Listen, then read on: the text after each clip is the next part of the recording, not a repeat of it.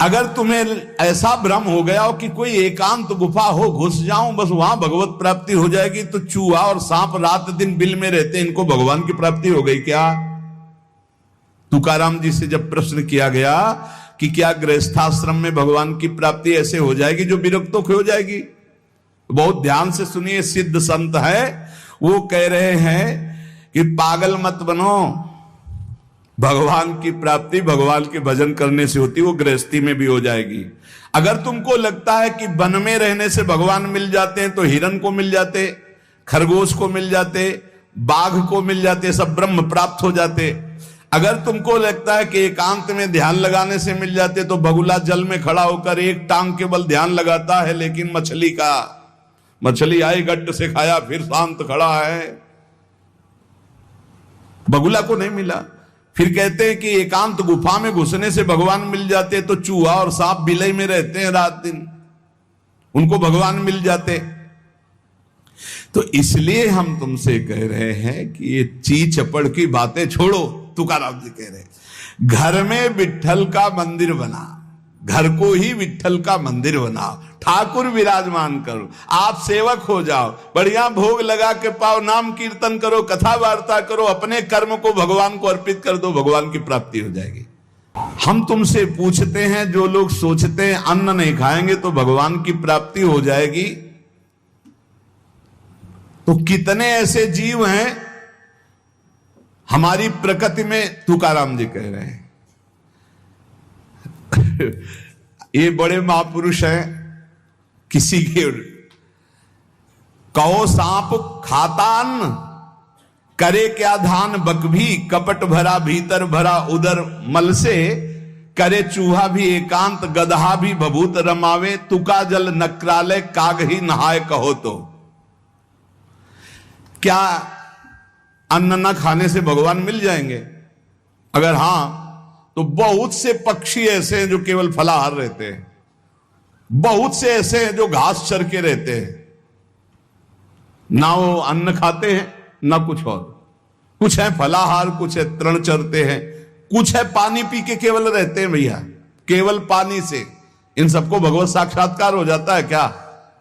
केवल पानी से रह रहे तो भगवत साक्षात्कार हो जाएगा, केवल फलाहार रहे तो उनको भगवत साक्षात्कार हो जाएगा। तुकाराम जी कहते हैं कितने हैं वायु भक्षण करते, केवल वायु पी करके जीते हैं, भीतर कपट भरा है, बाहर ये सब छोड़ रहे हो, कुछ लाभ नहीं मिलना है। चूहा बिल में एकांत में रहता है, भगवत प्राप्ति हो गई। गदहा खूब धूल में ऐसे लौटता, धूल लगाने से तो क्या उसे भगवत प्राप्ति हो गई, महापुरुष है। जल में घड़ियाल रहता है, भगवत प्राप्ति हो गई। कौआ भी जाके गंगा स्नान करता है, जल स्नान, भगवत प्राप्ति हो गई। भैया जब तक भजन नहीं तब तक भगवत प्राप्ति नहीं, बाहरी क्रियाओं से। तुकाराम जी कह रहे हैं तुम्हारे हृदय में बुराई भरी हुई है और बाहर से साधु का वेश बनाए हो तो तुम्हें भगवत प्राप्ति हो जाएगी। अरे चाहे वायु भक्षण करो, चाहे तुम ध्यान का नाटक करो, चाहे एकांतवास करो, चाहे भस्म लेपन करो, चाहे जल में खड़े हो जाओ, चाहे जितना अनुष्ठान करो, जब तक भजन नहीं करोगे भगवान का तुम्हारी बुद्धि निर्मल होने वाली नहीं, बाहरी क्रियाओं से कोई लाभ नहीं। तुकाराम जी कह रहे हैं भक्ति मुक्ति दिलाने वाली है समस्त भव बंधनों से। रात दिन अपने प्रभु का नाम जप कर रहे, चिंतन कर रहे। एक गृहस्थ आए थे, बहुत अच्छी स्थिति, नेत्रों में नेत्र मिला के जब बात किया तो बड़ा संतोष। जब जाने लगे तो कहा 1 मिनट रुको, इसे मुख पे बड़ाई नहीं करनी चाहिए, पर आप सावधान रहना, बहुत अच्छी स्थिति, संभाल के निकल जाओ। बस उन नेत्रों से ऐसे किया, चुपचाप गंभीर मुद्रा, प्रश्न बहुत जोर का, और स्मरण में बिल्कुल तन्मयता, एक एक चेष्टा उनकी बता रही थी। बहुत बढ़िया बाजी मार ले जाओगे, कोई तुम्हें प्रणाम नहीं करेगा, कोई दान पुण्य नहीं, कोई नमस्कार नहीं, बहुत जल्दी निकल। विरक्त भाव में रात दिन भगवान के भजन में व्यतीत करो, तभी बात बनेगी। केवल इन सब बाहरी बातों का देखो, इसीलिए खंडन किया है तुकाराम जी ने। जो इस देह से ज्यादा प्यार करते हैं वो सीधे नरक का रास्ता तय कर लेते हैं। बहुत संभल के चलने की जरूरत है। इस देह के राग को मिटाने के लिए ही तो भगवत मार्ग में चले, चाहे गृहस्थ हो चाहे विरक्त। तुम अपना स्वभाव बनाओ आत्म कल्याण के लिए। शरीर को ज्यादा सुख दोगे, ज्यादा सुख भोगोगे तो नरक का रास्ता पुष्ट कर देगा। और शरीर का त्याग भी नहीं करना है कि मतलब, क्योंकि शरीर के बिना भजन नहीं होगा, शरीर के बिना साधना नहीं होगी। तो उचित खिलाओ पिलाओ, उचित विश्राम और खूब भजन और सतमार्ग की चेष्टाओं की। इसको इतना भजन कराओ कि इसका भाव ही नष्ट हो जाए कि मैं शरीर हूं। तुकाराम जी कहते इसमें संदेह नहीं। वैराग्य की बातें करने से वैरागी नहीं हो जाता। जब सुंदर सुंदर भोग, सुंदर सुंदर रूपवान भोग शरीर के सामने उपस्थित और भोगने की इच्छा ना हो, उसका नाम वैराग्य है। बातें करने वाले वैराग्य की तो करते रहते हो, जब सामने प्रश्न आता है तो उत्तर नहीं दे पाते, अर्थात भोग आता है तो उन्हीं में लिप्त हो जाते, उन्हें वैरागी नहीं कहते। इसीलिए हम कह रहे हैं कि अपने मुख से नाम नाम नाम, निरंतर नाम जप करो। यदि मुख नहीं नाम जप रहा तो ये जिह्वा टुकड़ा है मांस का, और मुख जो है मांस का एक कुंड मात्र है। नाम जप करो, सदगुरु प्रदत्त नाम जप करो। तुका कह रहा है सदगुरु की महिमा। सदगुरु कोई मनुष्य नहीं है। चितनासी न लगे बेल काही, तया न लगे मोल, वाचे सदा सर्वकाल राम कृष्ण हरि गोविंद। गुरुदेव ने जो नाम दिया है वो कोई मनुष्य नहीं, वो साक्षात राम कृष्ण हरि ही है। बंदो गुरुपद कंज कृपा सिंधु नर रूप हरि। उन्होंने चिंतन के लिए तुम्हें जो दिया है, सारा समय उस चिंतन में लगा दो। अमूल्य है तुम्हारा जीवन। हर समय राम कृष्ण हरि गोविंद नाम जिह्वा पर बना रहे। चिंतन नासी न लगे बेल, सर्वकाल करावे। चिंतन के लिए कोई समय नहीं है ऐसा कि हम नहा धो के फिर चिंतन करेंगे। अगर शौचालय में ही मृत्यु हो गई तो हर समय नाम जप, हर समय नाम जप। सदा राम कृष्ण हरि गोविंद का चिंतन करो। एक सत्य सार यही है, ना फलाहार रहने से, ना जल पीने से, ना वायु भक्षण से, ना इन सब बाहरी बातों से भगवत प्राप्ति नहीं होती। भगवत प्राप्ति होती सदैव भगवत चिंतन करने से, नाम चिंतन करने से। भगवान नाम कीर्तन भगवान की प्रसन्नता के लिए, भगवत कथा भगवत प्रसन्नता के लिए। तुकाराम जी कहते हैं गीता है, श्रीमद् भागवत है, ये भगवान की प्राप्ति के लिए चर्चा हो रही है। जो भगवत प्रसाद रूप मिल जाता है उससे जीवन यापन का। जब तक जीवन है हमें हर समय भगवान नाम जब, भगवत कथा, भगवत भक्तों का संग, यही करना है। प्रभु के नाम की महिमा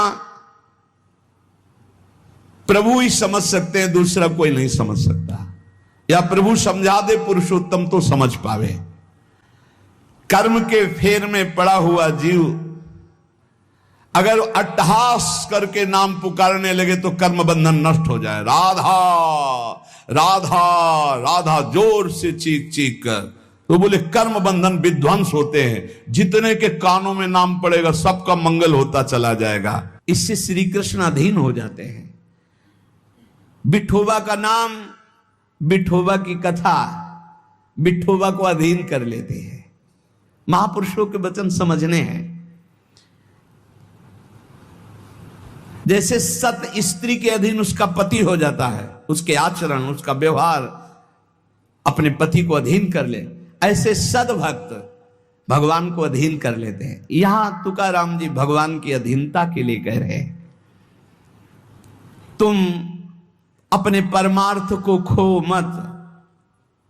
तुकाराम कह रहे हैं धन के अधीन हो जाना, काम के अधीन हो जाना, नरक की यात्रा करना है। इसलिए विठोबा के अधीन हो जाओ, रात दिन नाम कीर्तन करो, तुम्हारी वांछा पूर्ण हो जाएगी, तुम्हारी मनोकामनाएं पूर्ण हो जाएंगी। कभी भी उपासक भेद मत में पढ़कर तर्क वितर्क न करे।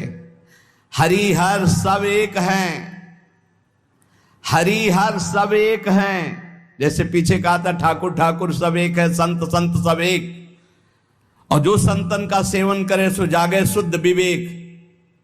ऐसे यहां कह रहे तुकाराम जी के हरिहर में भेद नहीं है। जो भेद फैलावे, लड़ाई झगड़ा करे, ऐसे से दूर रहना। मिठास में चीनी है, चीनी के खिलौने बने हैं। एक सवार बना हुआ है, एक घोड़ा बना हुआ है। दोनों में चीनी क्या कम है क्या? बराबर चीनी है। चाहे घोड़े से शुरू करो तो मिठास, सवार से शुरू करो। दीपावली में आते ना बने, ऐसे ही चराचर जगत में सेवक स्वामी बना वही सच्चिदानंद है।